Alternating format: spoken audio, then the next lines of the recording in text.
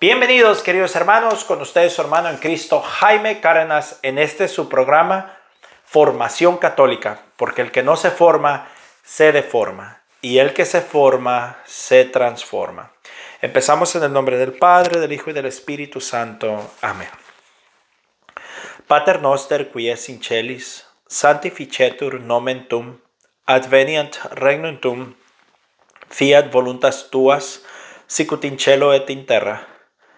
Panem nostrum quotidianum da nobis hodie, et dimiti nobis debita nostra, sicut et nos dimitibus debitoribus noster, et ne nos induscas in tentationem, se libera nos a malo. Amén.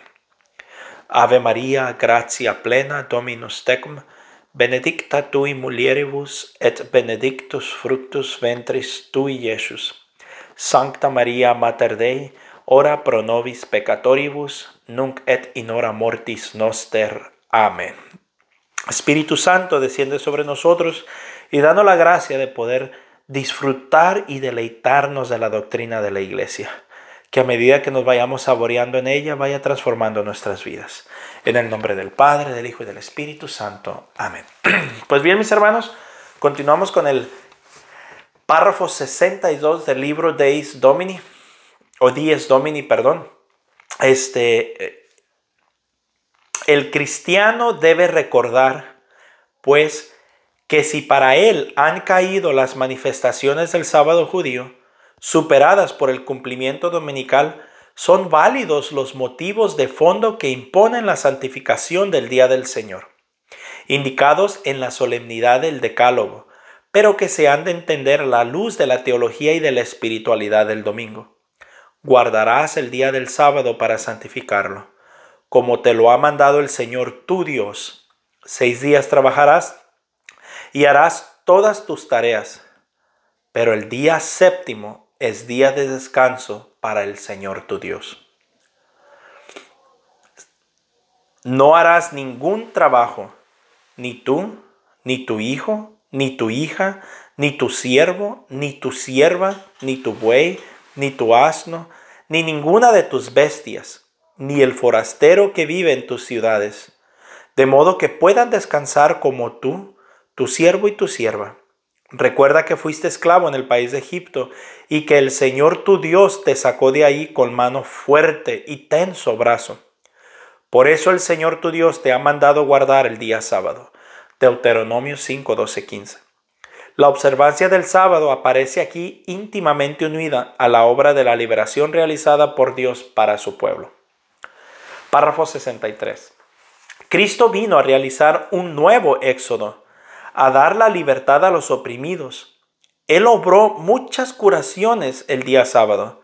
Mateo 12, 9 al 14 y paralelos. Ciertamente, no para violar el día del Señor, sino para realizar su pleno significado. El sábado ha sido instituido para el hombre y no el hombre para el sábado. Marcos 2:27. Oponiéndose a la interpretación demasiado legalista de algunos contemporáneos suyos y desarrollando el auténtico sentido del sábado bíblico, Jesús, Señor del sábado, Marcos 2:28, orienta la observancia de este día hacia su carácter liberador, junto con la salvaguardia de los derechos de Dios y de los derechos del hombre. Así se entienden ¿por qué los cristianos, anunciadores de la liberación realizada por la sangre de Cristo, se sintieran autorizados a trasladar el sentido del sábado al día de la resurrección? En efecto, la Pascua de Cristo ha liberado al hombre de una esclavitud mucho más radical que la que pesaba sobre el pueblo oprimido, la esclavitud del pecado, que aleja al hombre de Dios, lo aleja de sí mismo y de los demás, poniendo siempre en la historia nuevas semillas de maldad y de violencia. El día del descanso, párrafo 64. Durante algunos siglos, los cristianos han vivido el domingo solo como día del culto, sin poder relacionarlo con el significado específico del descanso sabático. Solamente en el siglo IV, la ley civil del Imperio Romano reconoció el ritmo semanal, disponiendo que en el día del sol, los jueces, las poblaciones de las ciudades y las corporaciones de los diferentes oficios dejarán de trabajar. Los cristianos se alegraron de ver superados así los obstáculos que hasta entonces había hecho heroica a veces la observancia del Día del Señor. Ellos podían dedicarse ya a la oración en común sin impedimentos. Miren para qué es el domingo, para la oración, algo que al menos a mí me falta. Sería pues un error ver en la legislación respetuosa del ritmo semanal una simple circunstancia histórica, sin valor para la iglesia, y que ella podría abandonar. Los concilios han mantenido incluso después de la caída del imperio las disposiciones relativas al descanso festivo. En los países donde los cristianos son un número reducido y donde los días festivos del calendario no se corresponden al domingo, este es siempre el día del Señor, el día en el que los fieles se reúnen para la asamblea eucarística. Esto, sin embargo, cuesta sacrificios no pequeños. Para los cristianos no es normal que el domingo, día de fiesta y de alegría, no sea también el día de descanso. Y ciertamente difícil para ellos santificar el domingo, no disponiendo de tiempo libre suficiente. Párrafo 65. Por otra parte, la relación entre el día del Señor y el día del descanso en la sociedad civil tiene una importancia y un significado que están más allá de la perspectiva propiamente cristiana. En efecto, la alternancia entre trabajo y descanso, propia de la naturaleza humana, es requerida por Dios mismo, como se deduce del pasaje de la creación en el libro del Génesis. Génesis 2:3, Éxodos 28 al 11. El descanso es una cosa sagrada, siendo para el hombre la condición para liberarse de la serie, a veces excesivamente absorbente, de los compromisos terrenos y tomar conciencia de que todo es obra de Dios. El poder prodigioso que Dios da al hombre sobre la creación correría el peligro de hacerle olvidar que Dios es el creador, del cual depende todo. En nuestra época es mucho más urgente este reconocimiento, pues la ciencia y la técnica han extendido increíblemente el poder que el hombre ejerce por medio de su trabajo. Párrafo 66. Es preciso, pues, no perder de vista que incluso en nuestros días el trabajo es para muchos una dura servidumbre, ya sea por las miserables condiciones en que se realiza y por los horarios que impone, especialmente en las regiones más pobres del mundo, ya sea porque subsisten en las mismas sociedades más desarrolladas económicamente demasiados casos de injusticia y de abuso del hombre por parte del hombre mismo. Cuando la Iglesia a lo largo de los siglos ha legislado sobre el descanso dominical, ha considerado sobre todo el trabajo de los siervos y de los obreros, no porque fuera un trabajo menos digno respecto a las exigencias espirituales de la práctica dominical, sino porque era el más necesitado de una legislación que lo hiciera más llevadero y permitiera a todos santificar el día del Señor. A este respecto, mi predecesor León XXIII, en la encíclica Rerum Novarum, presentaba el descanso festivo como un derecho del trabajador que el Estado debe garantizar. Rige aún en nuestro contexto histórico la obligación de empeñarse para que todos puedan disfrutar de la libertad, del descanso y de la distensión, que son necesarios a la dignidad de los hombres, con las correspondientes exigencias religiosas, familiares, culturales e interpersonales, que difícilmente pueden ser satisfechas si no es salvaguardando por lo menos un día de descanso semanal en el que gozar juntos de la posibilidad de descansar y de hacer fiesta. Obviamente, este derecho del trabajador del descanso presupone su derecho al trabajo. Y mientras reflexionamos sobre esta problemática relativa a la concepción cristiana del domingo, recordamos con profunda solidaridad el malestar de tantos hombres y mujeres que, por falta de trabajo, se ven obligados en los días laborales a la inactividad. Párrafo 67.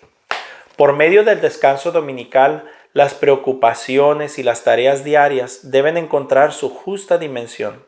Las cosas materiales por las cuales nos inquietamos dejan paso a los valores del espíritu. Las personas con las que convivimos recuperan en el encuentro y en el diálogo más sereno su verdadero rostro. las mismas bellezas de la naturaleza, deterioradas muchas veces por una lógica de dominio que se vuelve contra el hombre. Pueden ser descubiertas y gustadas profundamente, día de paz del hombre con Dios, consigo mismo y con sus semejantes. El domingo es también un momento en el que el hombre es invitado a dar una mirada regenerada sobre las maravillas de la naturaleza, dejándose arrastrar en la armonía maravillosa y misteriosa que, como dice San Ambrosio, por una ley inviolable de concordia y de amor, une los diversos elementos del cosmos en un vínculo de unión y de paz. El hombre se vuelve entonces consciente, según la palabra del apóstol, de que todo lo que Dios ha creado es bueno y no se ha de rechazar ningún alimento que se coma como acción de gracias, pues queda santificado por la palabra de Dios y por la oración. Primera de Timoteo 4:5. Por tanto, después de 6 días de trabajo, reducidos ya para muchos a 5, el hombre busca un tiempo de distensión y de más atención a otros aspectos de la propia vida. Esto responde a una auténtica necesidad en plena armonía con la perspectiva del mensaje evangélico. El creyente está, pues, llamado a satisfacer esta exigencia, conjugándola con las expresiones de su fe personal y comunitaria, manifestada en la celebración y santificación del Día del Señor. Por eso es natural que los cristianos procuren que incluso en las circunstancias especiales de nuestro tiempo, la legislación civil tenga en cuenta su deber de santificar el domingo.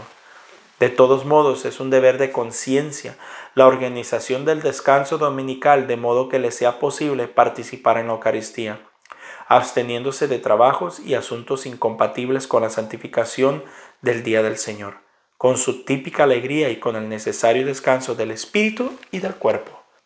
Mis hermanos, algo que nos distancia muchas veces de lo que nos lleva a la santificación del Día del Señor es el deporte. Ahora en estos tiempos la gente se dedica todo el domingo a ver un deporte tras otro, un deporte tras otro. El deporte se ha vuelto anticristiano. No el deporte como tal, sino la pasión, sino el vicio a ese deporte. Hay gente que conoce más de los deportes que de las Sagradas Escrituras. Párrafo 68. Además, dado que el descanso mismo, para que no sea algo vacío o motivo de aburrimiento, debe comportar enriquecimiento espiritual, mayor libertad, posibilidad de contemplación y de comunión fraterna, los fieles han de elegir entre los medios de cultura y de diversiones que la sociedad ofrece. Los que estén más de acuerdo con una vida conforme a los preceptos del Evangelio, en esta perspectiva, el descanso dominical y festivo adquiere una dimensión profética, afirmando no solo la primacía absoluta de Dios, sino también la primacía y la dignidad de la persona en relación con las exigencias de la vida social y económica, anticipando en cierto modo los cielos nuevos y la tierra nueva, donde la liberación de la esclavitud de las necesidades será definitiva y total. En resumen, el Día del Señor se convierte así también en el modo más propio en el Día del Hombre. Miren, mis hermanos, con esto no significa que tenemos que estar encerrados todo el día rezando rosarios y viendo oraciones y leyendo la Biblia. No, podemos ir a divertirnos también, porque recuerden que también con nuestros hermanos, en nuestros hermanos está la presencia de Dios. En el compartir con otras personas, en el ser amables, en el sonreír, en el abrazar, en el querer, ahí está también la presencia de Dios. En una buena plática que nos haga reír con el que está a un lado de mí, también ahí está la presencia de Dios. O sea, no significa que tenemos que estar encerrados en casa, hincados frente a un altar rezando todo el día. No. Tampoco vayamos a malinterpretar lo que es el Día del Señor. El Día del Señor podemos disfrutarlo visitando seres queridos, visitándonos entre comunidad,